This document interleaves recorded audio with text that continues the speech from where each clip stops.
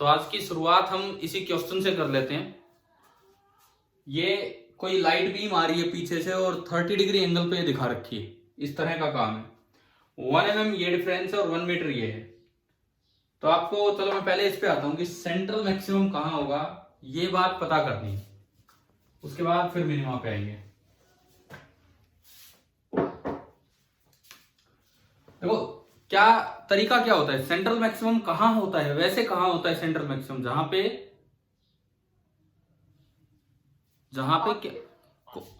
जहां पे optical path difference कितना हो, 0। ठीक है, तो देखिए पहले एक बार ये देखो, क्या S1 S2 में यहां पहुंचने से पहले भी कोई पाथ डिफरेंस आ चुका है क्या, या बिल्कुल बराबर चले हैं? क्या ये दोनों वेव्स यहां पहुंचने से पहले बराबर चली हैं, या कोई पाथ डिफरेंस आ चुका था यहां तक भी? आ गया ना। वो हमें ध्यान होगा कि हम कैसे निकालते थे, यहां से एक परपेंडिकुलर डाल के, याद है ये चीज? Yes sir. ठीक है, तो अब देखो सपोज ये एंगल अल्फा है, अगर ये अल्फा है तो ये भी अल्फा ही होगा ज्योमेट्रिकली। उस दिन भी दिखाया था मैंने, ये अल्फा, ये 90, ये 30, ये 90, तो ये 60, ये 60 तो ये भी 60, ये 60, ये 90, तो ये फिर से कितना बचा, 30 ही बचा। क्लियर ना, ये हमने सीखा हुआ है। ये डी है, हमें डी दिया गया है 1 मिलीमीटर, तो ये तो d cos theta cos alpha, तो ये जो पाथ रेफरेंस बचा, एक्स्ट्रा पाथ जो S1 वाली वेव चली वो कितना आ गया, मैंने अल्फा मान लिया 30 डिग्री।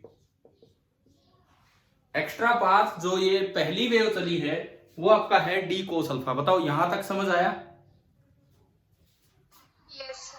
तो अब मेरा अगला सवाल ये है कि सेंट्रल मैक्सिमम O से ऊपर होगा या O से नीचे होगा या O पे होगा?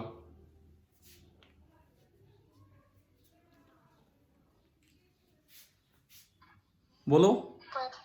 ऊपर, क्योंकि सेंट्रल मैक्सिमम वहां होता है जब दोनों के पाथ बराबर हों।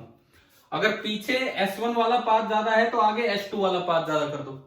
इसका मतलब सेंट्रल मैक्सिमम तो किसी ऐसी जगह होना चाहिए कि जहां पे दोनों का पाथ ही जो चल के आई है उन दोनों का पाथ बराबर हो जाए। सपोज मैंने पॉइंट O से कुछ ऊपर ले लिया, अगर मैं O से कुछ ऊपर पॉइंट लूंगा तो ये वेव तो ऐसे गई और ये वेव ऐसे चल के गई। मैंने माना कि मैं बीटा एंगल पे ले रहा हूं। सपोज ये जो लाइन जा रही है ये एंगल है बीटा, बीटा एंगल पे ये रे जा रही है इस तरह से। या यूं कहें कि उस जगह का जो एंगुलर पोजीशन है, उस जगह की जो एंगुलर पोजीशन है दैट इज बीटा। अब देखो अगर ये बीटा होगा तो ऑलमोस्ट ये भी बीटा होगा, कारण मैंने कुछ दिन पहले दिया था आपको कि ये डिस्टेंस बहुत ही स्मॉल है, ये डी बहुत ही कम है, ये वाला डी। इसलिए चाहे आप वहां की सिचुएशन यहां से देखो, चाहे आप यहां से देखो, दोनों से एंगल क्या आएगा, बिल्कुल सेम आएगा। समझ आया कि नहीं आया बताओ? यहां तक ध्यान है ना ये चीज? तो यस सर। फिर हम क्या करते थे, यहां से एक और परपेंडिकुलर डालेंगे। अब आपको दिख रहा है ये आगे ये लंबाई और ये लंबाई तो बराबर है, यानी कि ये वेव इतना एक्स्ट्रा चली। और डी कोस बीटा की डी साइन बीटा, बताओ? D sine beta. हाँ, ये बीटा है तो ये 90 माइनस बीटा होगा, तो ये बीटा हो जाएगा। और बीटा वाली साइड तो डी कोस बीटा एंड सामने वाला होगा डी साइन बीटा। अब देखो आप चाहते हैं कि यहां पाथ डिफरेंस 0 हो, तो अगर मुझे पाथ डिफरेंस लिखना हो तो that will be mode of, एक बार ये ज्यादा चली एक बार ये ज्यादा, तो पाथ डिफरेंस कहीं भी लिखना हो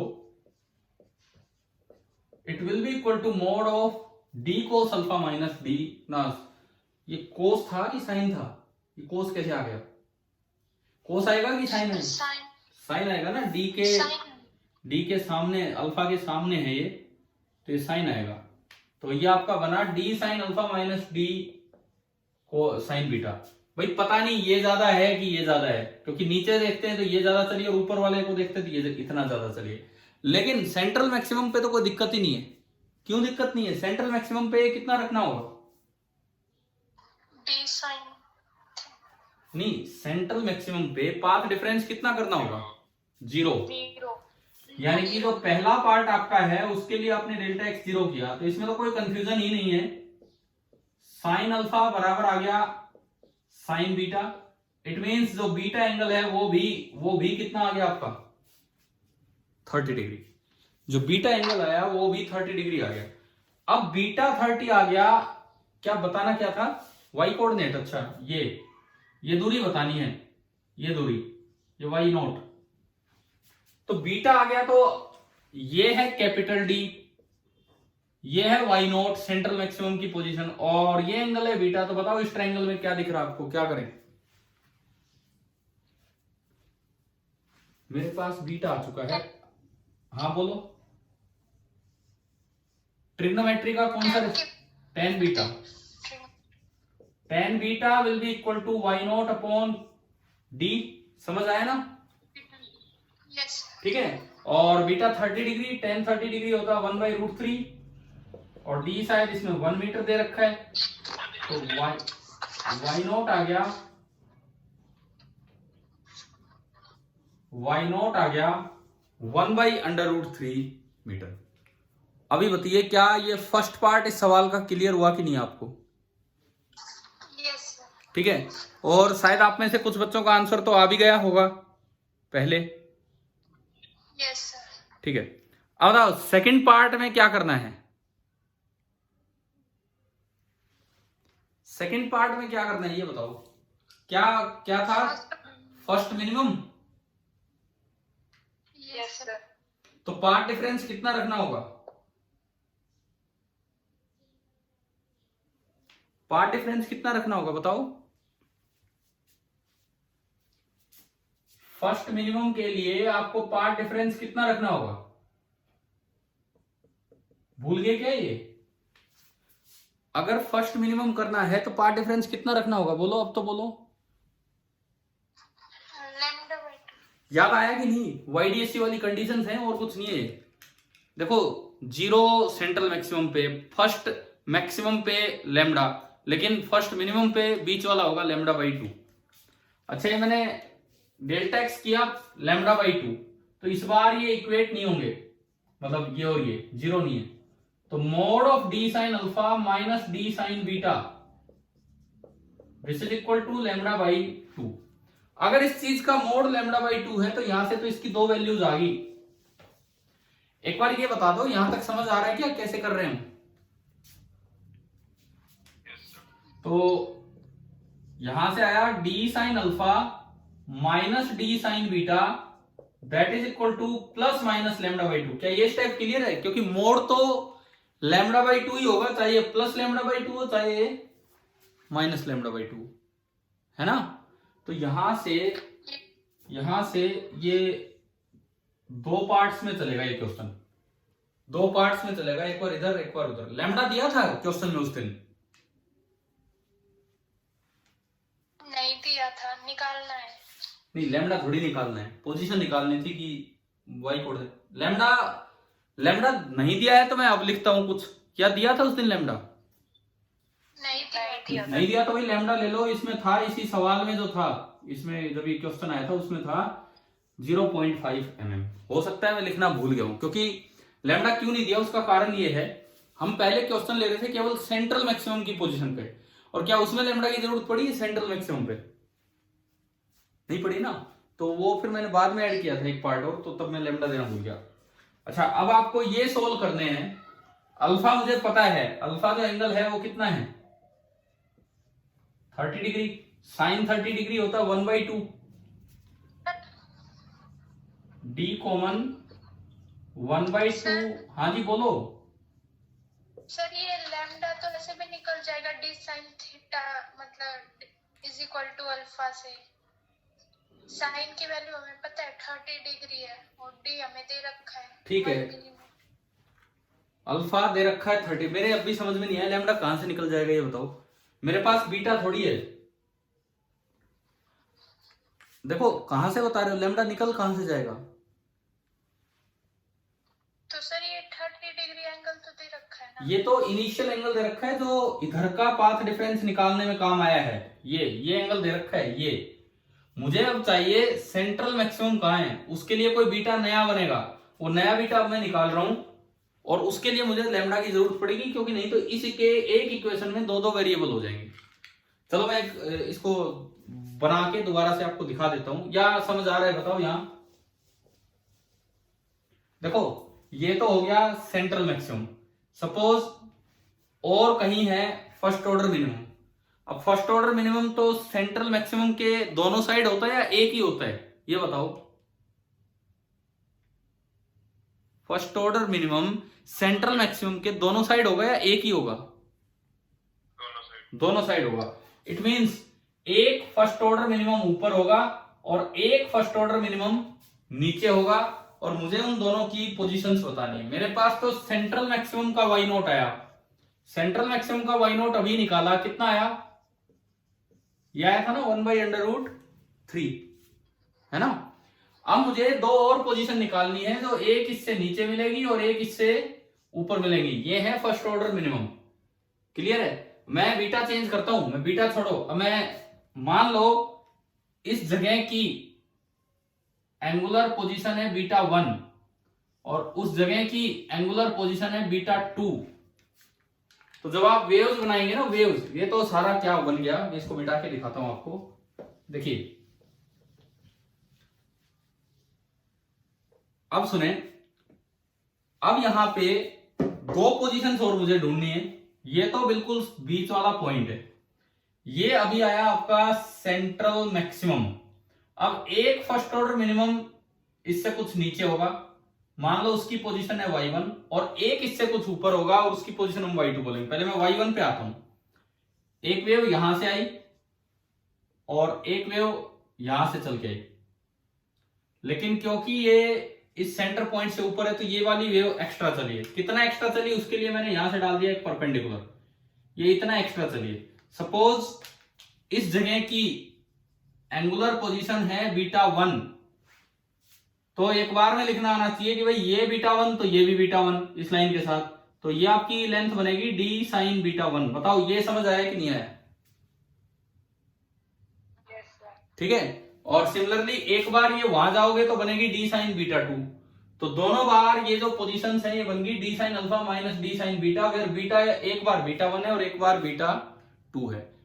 क्योंकि d साइन अल्फा तो पहली वेव में पाथ एक्स्ट्रा है, d साइन बीटा दूसरी वेव में पाथ एक्स्ट्रा है, तो टोटल एक्स्ट्रा पाथ डिफरेंस कितना हुआ? उसमें 5 मीटर, इसमें 3 मीटर, तो 2 मीटर ही एक्स्ट्रा हुआ ना, तो एक में से दूसरा घटाना पड़ेगा। अगर इधर भी इसमें होता और उधर भी इसमें ही होता, इधर और इधर दोनों इसी में होते ऊपर वाले में, तो दोनों ऐड हो जाते। ठीक है। अब आपको दो पोजीशन चाहिए, एक बीटा 1 एक बीटा 2, तो उसके लिए आप इसको इक्वेट कर दोगे। भाई डेल्टा एक्स मिनिमम पे ये होता है, तो आप ये चाहते हो कि इसका मोड λ/2 हो। It means d sine alpha minus d sine beta में भी प्लस λ/2 और में भी माइनस λ/2। डिपेंड करता है कि वो पॉइंट इससे नीचे है या फिर इससे ऊपर है। बताओ एक बार ये आया क्या समझ? हाँ जी, ये इक्वेशन आ गई समझ? yes, अब इसको सोल्व कर लेंगे।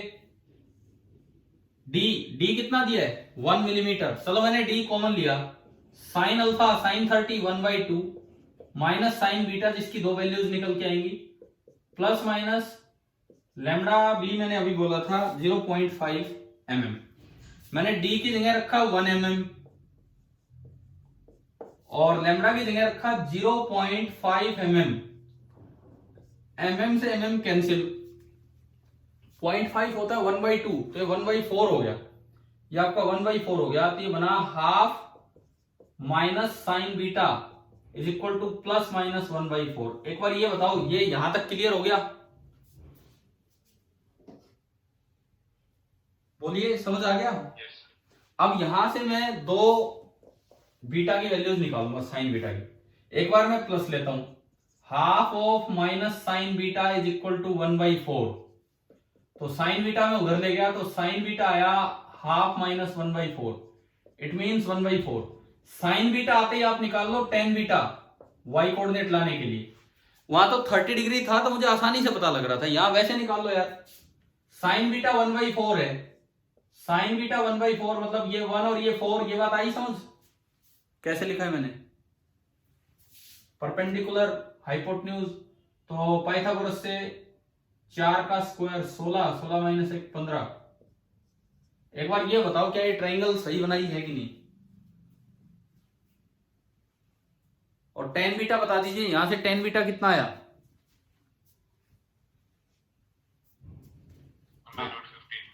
√15 नहीं, 1/√15। टेन बीटा आ गया 1/√15। और टेन बीटा आते ही ये टेन बीटा यहां यूज कीजिए। ये डी है जो कि 1 मीटर है, ये डी 1 मीटर है, ये y1 है। तो tan of beta 1 is equal to y1 upon d. D तो 1 मीटर है, कोई फर्क ही नहीं पड़ रहा। तो y1 आ गया 1/√15 मीटर।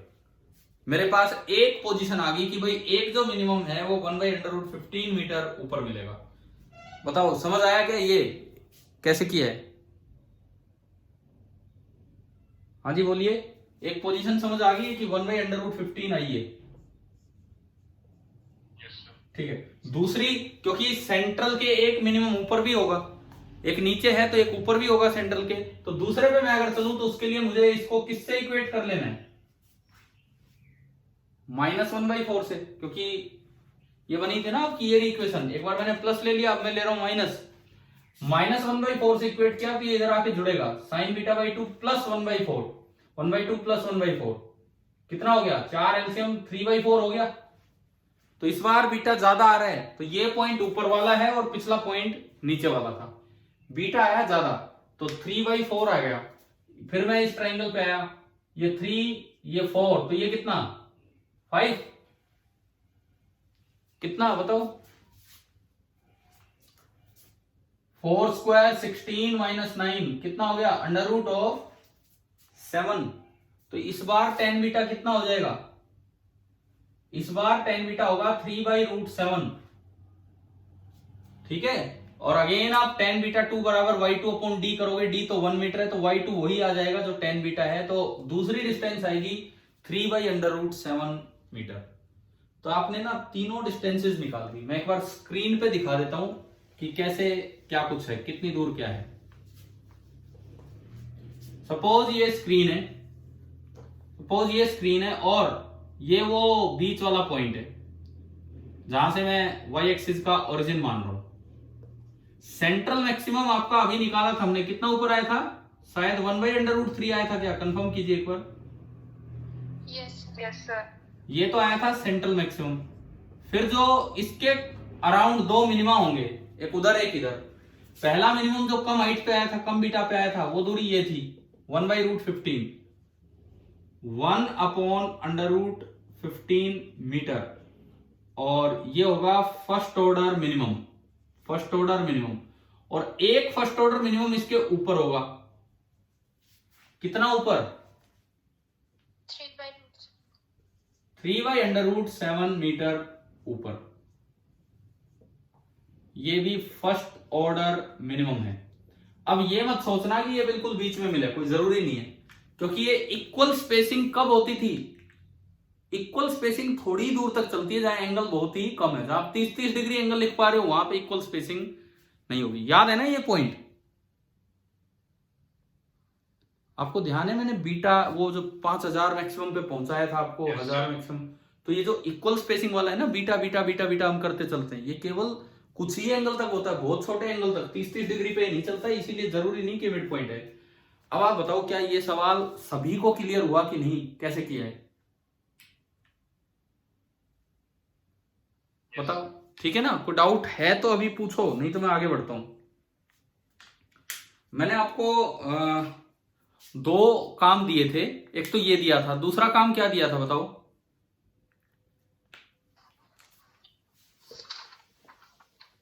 सर वो लिक्विड में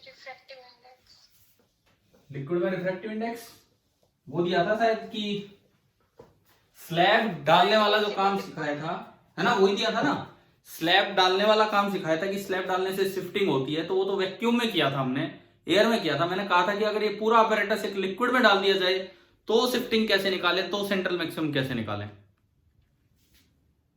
शायद तो यही काम बोला होगा या कुछ और। Yes sir. ठीक है, तो कुछ हो पाया क्या बताओ, किसी ने कुछ ट्राई किया हो इसके बारे में।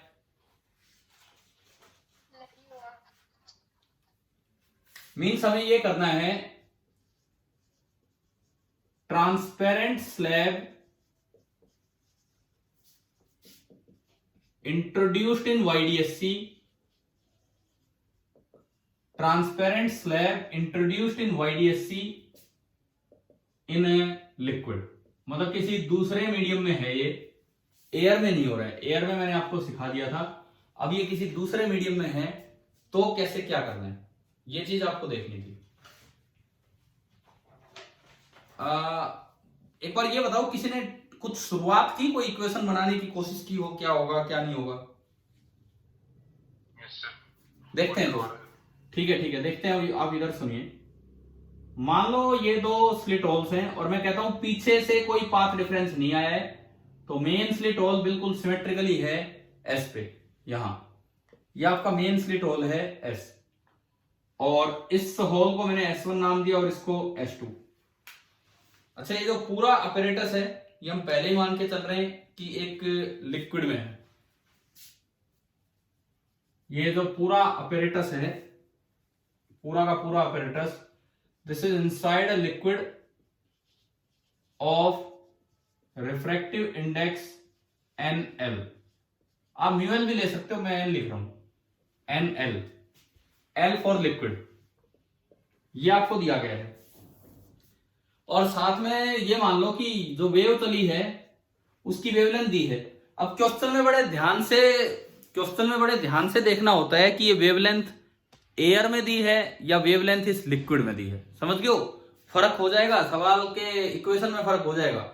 आपको बड़े ध्यान से देखना होगा कि वेवलेंथ एयर में दी है लिक्विड में। मान लो ये वेवलेंथ लिक्विड में दी है तो मैं इसे बोल दूं लैम्डा एल, समझ जाओगे? हाँ जी बोलो, समझ आ रहा है मैंने क्या बोला है? इक्वेशन में वेवलेंथ दे दी 5000 एंगस्ट्रॉम, लेकिन बोला है कि वो इस लिक्विड में वेवलेंथ है तो मैंने उसे बोल दिया लैम्डा एल।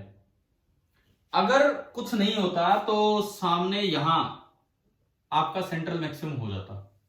कोई स्लैब वगैरह आप नहीं डालते, तो सामने यहां आपका सेंट्रल मैक्सिमम हो जाता। डी डिस्टेंस ये है और ये आपका स्मॉल डी है, और यही होता है सेंट्रल मैक्सिमम। लेकिन हमारा टॉपिक चल रहा है कि भाई आपने एक स्लैब इंट्रोड्यूस की किसी भी एक साइड। उस दिन जब पिछले लेक्चर में किया था तो स्लैब ऊपर इंट्रोड्यूस की थी कि नीचे इंट्रोड्यूस की थी? एक स्लैब ऊपर। तो चलो इसमें नीचे करते हैं। मान लो मैंने एक स्लैब इधर डाली T थिकनेस की और N रिफ्रैक्टिव इंडेक्स की, ठीक है। अब जो N हमने माना है N, that is the refractive index of sheet बोलिए या स्लैब बोलिए, this is the refractive index of sheet या स्लैब, ये हमने मान लिया है। तो अब बताओ सेंट्रल मैक्सिमम किधर शिफ्ट होगा? पहली बात, ऊपर या नीचे? नीचे। ठीक है, ये बात तो आपको ध्यान है। मैंने माना कि यहां कहीं आ गया central maximum. Suppose this is the location of central maximum, ये हमने मान लिया यहां पे। और तो किस चीज की जरूरत पड़ेगी? बस अब आपको ये लिखना है, मान लो मैं कहूं कि ये पॉइंट है P, तो आप लिखवाओ delta x at P। Vacuum में कन्वर्ट करके लिखवा दो, सब कुछ वैक्यूम में कन्वर्ट करके लिखवा दो कि डेल्टा एक्स एट P कितना होगा। ये बताओ, पहली वेव कितनी लेंथ चली है? पीछे तो दोनों सेम चले हैं तो वो तो लिखने की जरूरत ही नहीं है। आप ये बताओ, ये लेंथ इस मीडियम में तो S1P दिख रही है आपको, S1P। एयर में कितनी होगी? अगर इस मीडियम का रिफ्रैक्टिव इंडेक्स NL है तो एयर में लेंथ कितनी हो जाएगी? N से मल्टीप्लाई करें। हाँ, तो ये आपकी पहली जो लेंथ बनेगी NL इंटू S1P। मैं पीछे का नहीं लिख रहा हूं बिकॉज ये दोनों तो बराबर हैं तो कटनी है, तो पार्ट डिफरेंस में इंक्लूड करने की जरूरत नहीं है। ये तो आपका हो गया पहला optical path length in vacuum, minus दूसरा लिखो, दूसरा S2P लेंथ जो दिख रही है आपको, आप ये लिखवा दो कि वैक्यूम में लेंथ कितनी होगी। या तो मैं लिख दूंगा, हाँ रुको, सही बोल रहे हो, NL into H2P minus T। एक चीज तो ये देखो, इन्होंने क्या किया है, H2P में से ये घटा दिया, एक बार ये घटा दो। लिक्विड में कितनी लेंथ चली है? लिक्विड में चली है H2P माइनस T। लिक्विड में जो लेंथ चली है that is H2P minus T, लेकिन उसे वैक्यूम में कन्वर्ट करना है तो उसको लिक्विड के रिफ्रैक्टिव इंडेक्स से मल्टीप्लाई कर दिया। और साथ में T लेंथ और है, वो किस मीडियम में चली है? T लेंथ और भी तो है, ये घटाने के बाद वो N में चली है ना, तो बताओ उसमें और क्या आएगा? प्लस प्लस प्लस पूरा बोलो क्या? N1 न्यू, मैंने N बोला हुआ है ना, T into N, N into T। आप बताओ क्या डेल्टा X लिखना आ गया? ठीक है। अब ये जो डेल्टा X है, ये डेल्टा X तो किस में है? मीडियम में है कि वैक्यूम में है? ये डेल्टा X वैक्यूम में। तो अगर आपको इनकी कंडीशंस लगानी हो कि फॉर मैक्सिमा के लिए ये या तो 0 हो या लैम्बडा हो या 2 लैम्बडा हो, लेकिन वो जो लैम्बडा लेंगे वो लैम्बडा कौन सा लेंगे आप? वैक्यूम का। और हमें क्वेश्चन में कौन सा लैम्बडा दिया है? लिक्विड का। तो पहले ये बना लो, लैम्बडा इन वैक्यूम कितना होगा बताओ लिक्विड की टर्म्स में?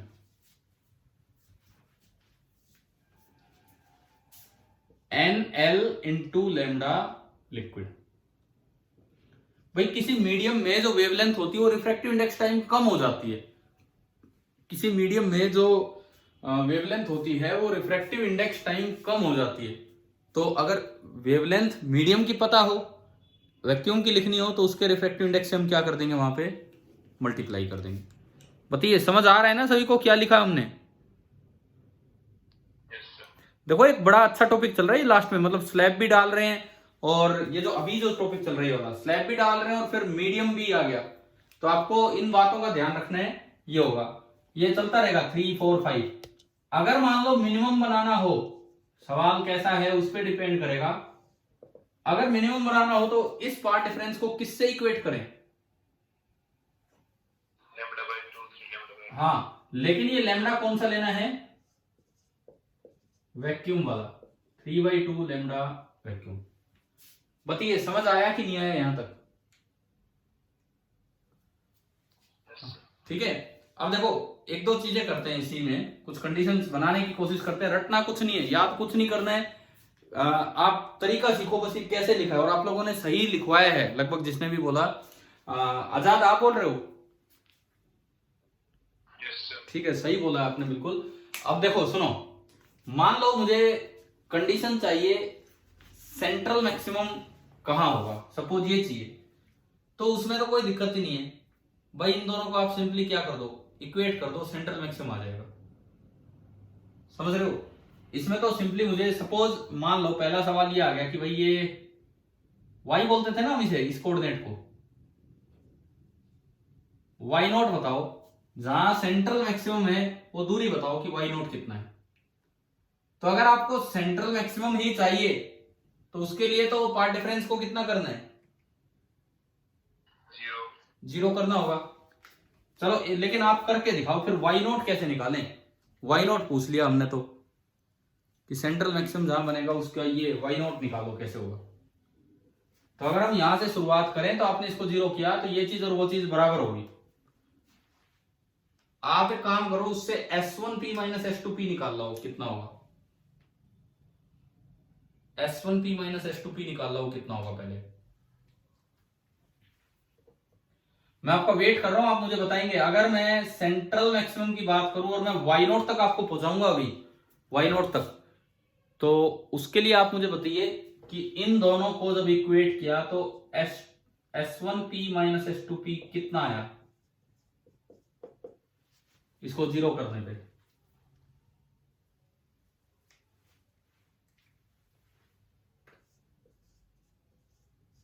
मैं कुछ लिखता हूं, आप एक बार चेक करो ये आता है कि नहीं आता है, ये बता दो।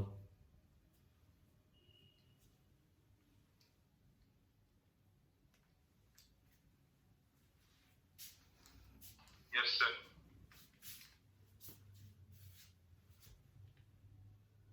हाँ भाई, सेंट्रल मैक्सिमम पे आ गया, एन स्लैब का रिफ्रैक्टिव इंडेक्स अपॉन लिक्विड। कई बच्चे इसको यार फॉर्मूला बना के याद कर लेते हैं, मैं नहीं इतना कहता आपको, क्योंकि इतने भी ज्यादा चांसेस नहीं होते कि यही वाला सवाल आएगा, क्योंकि ये तो लास्ट लेवल आ जाता है स्लैब वाला, कि स्लैब भी डाला, मीडियम भी डाला, इस तरह से।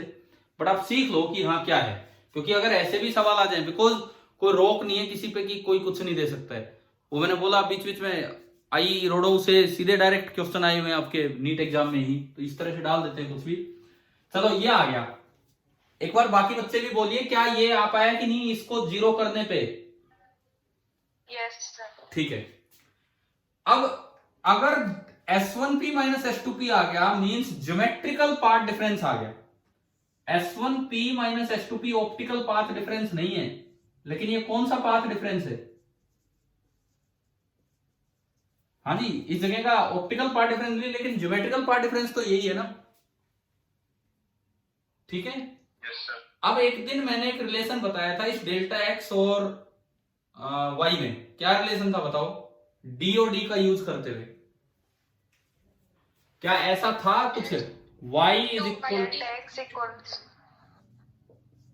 या फिर delta x is equal to,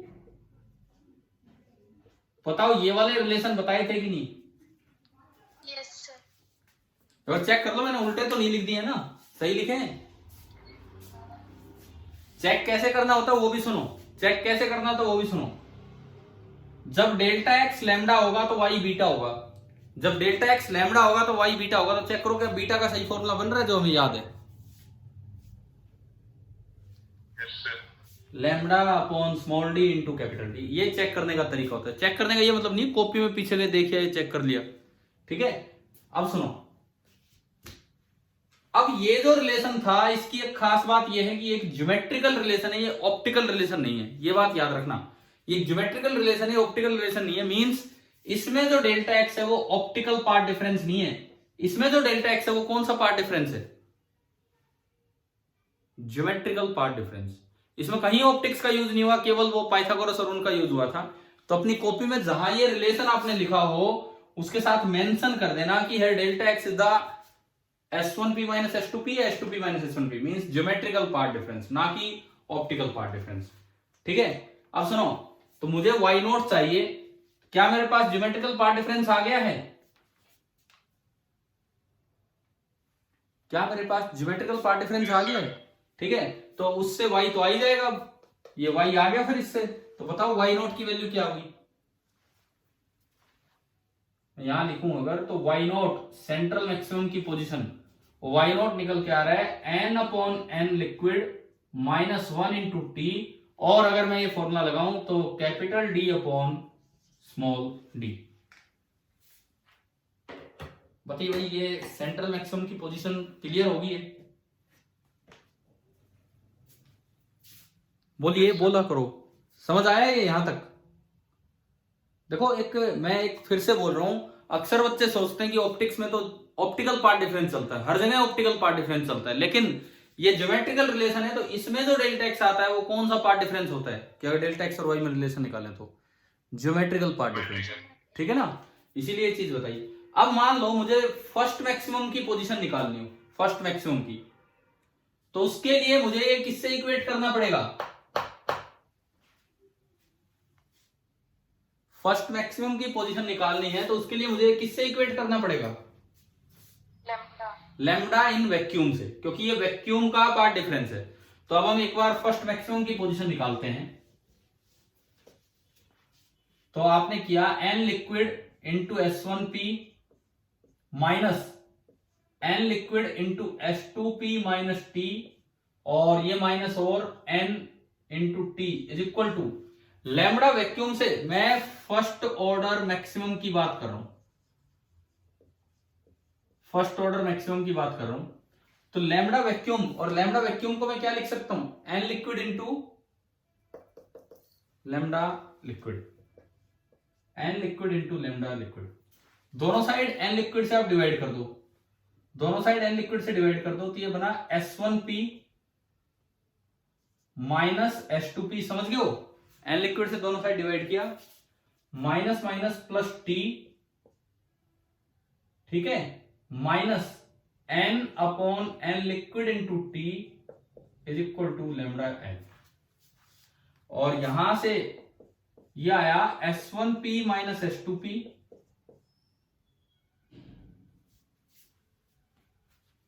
plus T common, या इसको उधर भेज दो, एक ही बात है, बराबर आ गया लेमडा लिक्विड और ये उधर गया तो प्लस T कॉमन और n/n लिक्विड माइनस 1। अब यार इनको रटना मत, याद मत करना, आप बताओ कि आपको समझ आ गई है कि नहीं इक्वेशंस कैसे बनानी है। Yes sir. ठीक है, अब सुनिए, बच्चे कई बार ना ये समझ नहीं पाते और इसको याद कर जाते हैं, इसको याद कर जाते हैं। बोले जब भी कभी एक स्लैब आए और लिक्विड के अंदर आए तो जहां n आता है उसकी जगह n/nl कर लो। लेकिन यार वो रटो मत, उससे कई जगह गलतियां होंगी। क्या आपको प्रॉपर तरीके से ऑप्टिकल पाथ लिखना आ गया कि नहीं? ठीक है, ठीक है, तो अपने आप बना लिया करो। बिकॉज मैं कहता हूं बहुत ज्यादा ऐसे सवाल आए नहीं है, बाई चांस आपके टाइम पे आ जाए तो क्यों आप रटी रटाई बातों पे जाते, हो सकता है उससे गलती हो जाए। ये प्रॉपर तरीका है। और कल सुबह की क्लास में मैं एक सवाल ले लूंगा इस पे, कल सुबह हो पाएगा, मैं आपको एक सीपीपी दूंगा और कुछ उसको क्लास में ही सोल्व करेंगे। ठीक है, दूसरी बात, अभी टाइम क्या क्या HCV एक दिन और रुक जाओ, एक दिन और बस, क्योंकि कल आप लोग ट्राई कर लीजिए, कल मैं ये फिनिश करवा देता हूं पार्ट। ठीक है, आप लोग कल मैं ये पार्ट फिनिश करवा देता हूं, उसके बाद नेक्स्ट क्लास में डाउट्स हो जाएंगे। अच्छा, दूसरी बात, ये अभी तो मीटिंग पूरी होने वाली है। देखिए, कुछ बच्चे अगर ऐसे हों जो स्कूल अभी नहीं आ पा रहे हों तो वो कल की क्लास लाइव अटेंड कर सकते हैं। जैसे आज भी मैंने +1 की 10th की इनकी क्लासेस लाइव चला रखी थी, सेम इसी तरीके से, एक फोन से रिकॉर्डिंग, एक से लाइव। ठीक है भाई, क्या आप में कोई ऐसा बच्चा है जो कल नहीं आएगा स्कूल? बता दो मुझे एक बार। Yes sir. तो आप जो आपका लेक्चर टाइम होगा वो मैं उसी समय, मुझे नहीं पता कौन सा लेक्चर होगा, आप तैयार रहना बस। मैं लेक्चर टाइम जैसे मुझे पता लगेगा मैं लिंक भेज दूंगा एंड देन आप वो क्लास अटेंड कर सकते हैं। और अभी वैसे स्कूल की तरफ से अभी लाइव चल रही है क्या क्लासेस जो स्कूल में हो रही है वो? नहीं सर, क्योंकि वहां कंप्यूटर सिस्टम और ये सब तो लगा रखे हैं, तो इसलिए मुझे लगा कि हो सकता है चल रही हो। सर वो रिकॉर्डिंग करते हैं। चलो ठीक है, कोई नहीं, हम अपना ये स्टैंड साथ लेके आएंगे और ये दोनों काम हम करेंगे वहां पे। ठीक है, कल और आगे पढ़ेंगे देन आप, लेकिन आप HCV का वो चैप्टर पूरा कीजिए। ठीक है भाई, कल मिलते हैं स्कूल में। Thank you.